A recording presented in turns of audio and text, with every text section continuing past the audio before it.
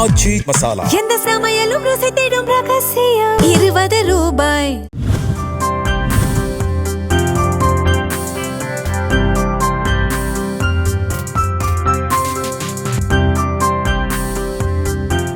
மாவட்டம் ஜோலார்பேட்டை அதிமுக வேட்பாளர் KC வீரமணி பாச்சல் கிராமத்தில் தீவிர வாக்கு சேகரிப்பில் ஈடுபட்டார். திமுக ஆட்சியில் புதிய திட்டங்கள் ஏதும் வரவில்லை என குற்றம் சாட்டிய அவர் மீண்டும் அம்மா ஆட்சி அமைய அதிமுகவிற்கு வாக்களிக்குமாறு பொதுமக்களிடம் கேட்டுக் கொண்டார்.